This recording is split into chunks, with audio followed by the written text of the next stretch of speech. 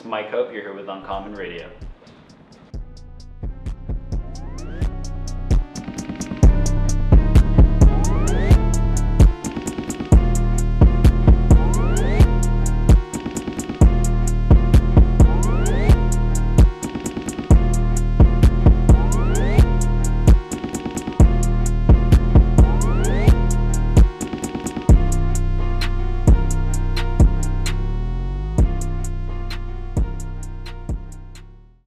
Welcome back to Uncommon Radio. I'm James AP.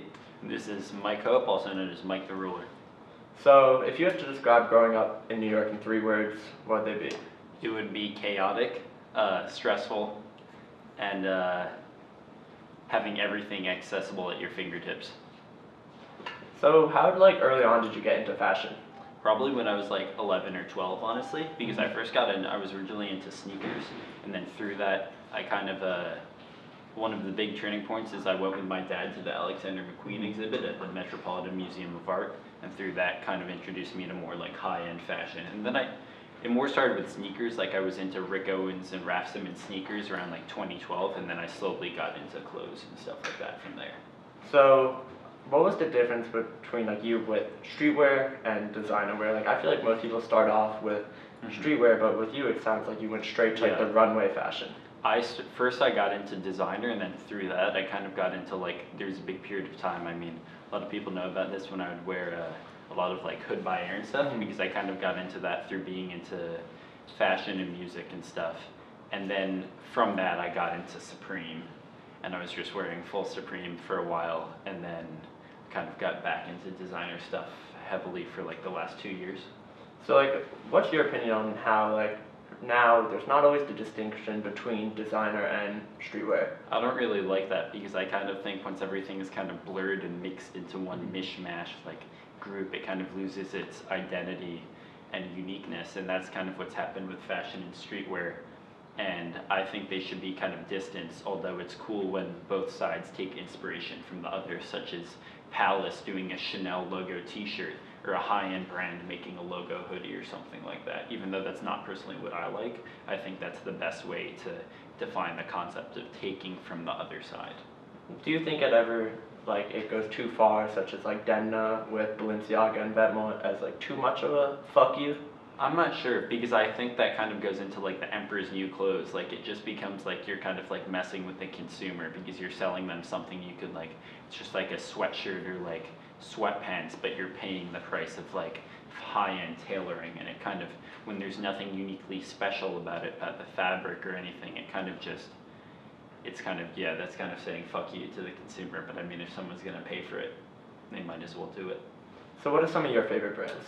Personally, I really like Raf Simons, because he's, in my opinion, done the best with taking street, but not necessarily streetwear, but youth culture from the early 2000s and the late 90s, and defining that into high-end menswear.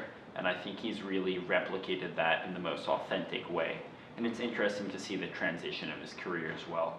But I also really like Rick Owens. That was kind of the first designer I got into, just because of a lot of his stuff is really wearable, but also some pieces are truly unique and works of art, honestly.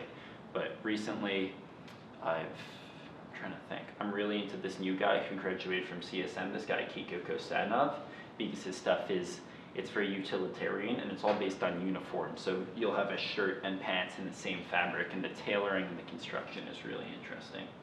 So after kind of that first discovery of the high-end designer wear, how did you go about learning more about the brands and learning about the pieces and collections? The internet mainly. I kind of grew up going on different forums and websites, and just all over the internet, just finding all these different things about designers, and just spending hours upon hours on my computer doing research on this stuff. And so what do you think about people who might wear all these clothes and wear designer clothes because they're popular, but not know much about the backstory behind them? I think it's disappointing, but it's kind of to be expected nowadays. So you kind of just have to accept that that's how it is now, and kind of move past it and try to do your own thing, and not pay attention to stuff that's problematic. Is there any reason that you've never decided to go into designing your own clothes, or have you ever thought about it? I think the market is a bit saturated. There's too many brands already, and a lot of people try to make brands, but they're not bringing anything necessarily new to the market. So I want to wait till it's a time period where there's room for a new designer to come in, because there's already a few people now doing things very well. Then there's a very large amount of people right now doing absolute garbage. So you kind of just have to wait till that tide sets back and wait till it's the right time to do things. So who do you think a few of those people that are doing things really well? I mean, Rick still. Raph is actually doing better now than he was a few years ago, because I think he's realized the attention that his archive and his earlier collections have gotten. So he's been referencing that, but putting new takes on it, which I think is a really good thing, because you don't want to directly copy and repeat things. You want to bring something new to the table always. But now, I mean, I mentioned Kiko. Also, I'm trying to think. I really like, Rick. Just honestly, not many good new designers. I kind of just follow the people who have been doing it well for years and years. Yeah. So, being that you never really wanted or never gotten into designing clothes, what have you been up to recently as far as like your business side of? I mean, I'm definitely into designing clothes, but not necessarily under my own name. I kind of like helping people bring their ideas into fruition. So I've been working with my close friend Warren Lotus, who runs his label now out of Los Angeles, and I help him with designing the collections, mainly our mainline collections, which we've started to present in Paris twice a year. We just presented in last June, and we'll be back in January presenting the fall 2018 collection. So I've mainly been helping with that and helping him bring his ideas into more marketable and interesting concepts that can be sold in the global market, you know? So what's kind of like the premise of that collection? And I think it really goes back to his artwork, all his illustration, but bringing that into kind of this perspective that he has of the Don character, which is kind of like this person who's almost like, not really a baller, but more of someone who gets all the respect all around, but it's almost in a somewhat humorous, ironic way. But we try to do clothes that fit that kind of persona. Mm-hmm. And how did you link up with him? I met him through close friends of mine, actually through my friend Austin, who recently did an interview with you guys. I met him through Austin, and Moore and I just bonded. He's kind of like a big brother to me. I mean, he's a few years older, and I've spent a lot of time with him, and he's taught me a lot of valuable lessons.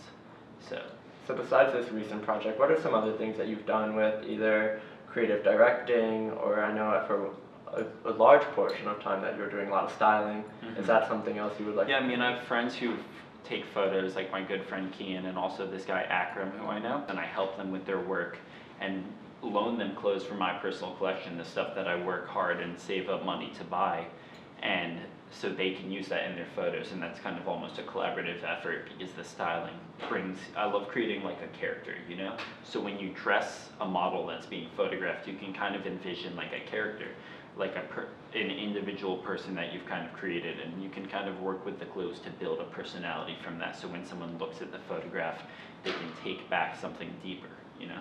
And then as far as I know, just talked about how you've gone to collect clothes for yourself.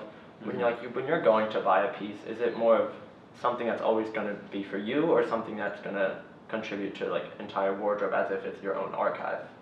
I generally like to buy stuff that I'm going to wear, and I don't want stuff that's just sitting on a rack, you know? And I kind of had that problem where I would buy things that I liked aesthetically, but I never wore them. I ended up having to sell them.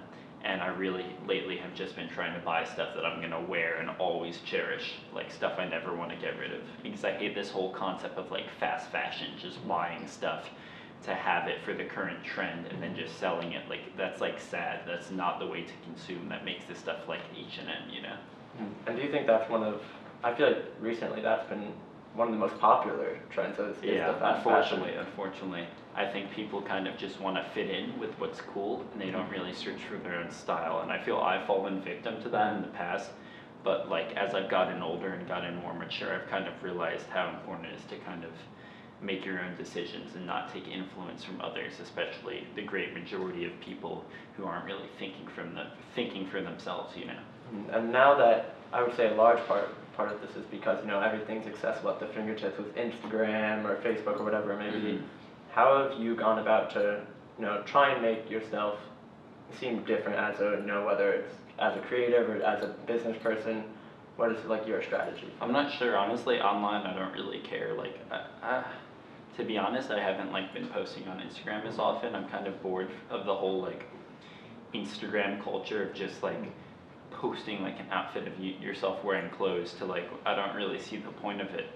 I kind of, when I was younger, I kind of fell victim to other people's like telling me what's cool and what's the right thing to do, and I've realized how like unimportant it is, and the more important thing is building actual connections with people business-wise, and kind of working and putting actual effort into things that are going to reward you in the future, like working for an actual company, actually getting a job and having a valuable skill, like a physical skill you can market to people. And then, you know, anyone that may be even younger than you who will be watching us, what would be advice that you would give to them to build those connections and not to fall victim to Instagram culture, and to kind of go out and meet people in the real world who share similar interests. Yeah. But at the same time, would you not agree that like you're able to build a lot of those connections through Instagram because they're all but I think the most valuable connections have been built in person, unrelated to social media, and generally the ones that come from social media don't last and don't feel as sentimental.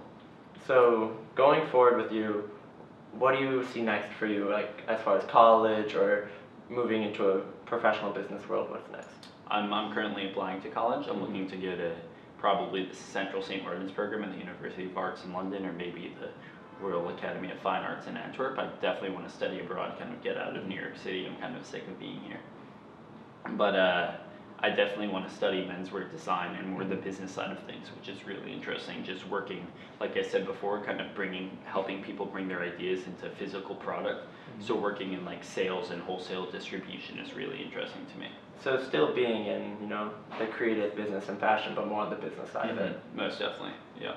And then it's interesting how you said now that you want to get out of New York and get out of the States, when I know in a past interview you said that New York is that place you're happiest. Yeah. What's changed? I think kind of like growing up and really realizing like what's best for myself and what actually goes in hand with like how I believe the world should be and what I believe is like the way to live on my own and live for myself. So as you've gotten older and you've been able to build kind of this brand for yourself and make some of these connections, what has it been like being able to meet some of the people that you've looked up to, like Rick Owens, or being able to meet them? What's that been like? It's like interesting, but like honestly, they're just regular people, just who have really cool talents.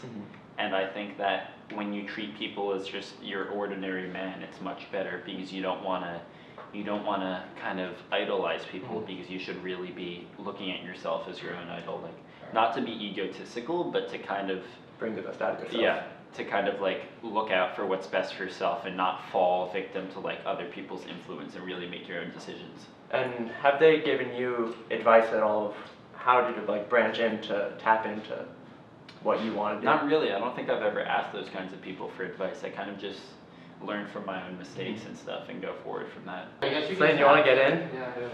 Slane can be in the camera. Yeah. Which hoodie is this? Just yeah. What's up, man? What's up, Mike? One question that I really wanted to ask you was, I'm sure you've heard before, fashion is cyclical. And, you know, as you immerse yourself in the scene, you sort of start to get a sense of like the ebbs and flows of the current. And recently I've felt that we've sort of, we've pretty much maximally saturated like the current, you know, what sort of reached, I think, peak intensity with that mauve, like the high-waisted, sort of, you know, white Adidas trainers look. Basically that whole evolution of like a uniform that could probably define this like current, you know, 5-year subset. I feel like it's probably at an end. So I think it's at the peak. I think we're going towards something new. We're gonna come back to, I think the next thing that's gonna come back is like not Eddie Slimane tailoring, but more like people are gonna go away from baggy stuff and more towards like skinny, like fitted stuff. And it's honestly gonna go back to like because we kind of had that early 2000s reference in the late 90s come back, and I think the next thing that's gonna come forward, at least in like trend fashion, is gonna be like mid 2000s, like the kind of stuff that was cool in like 08, 09. So scene stuff, emo stuff.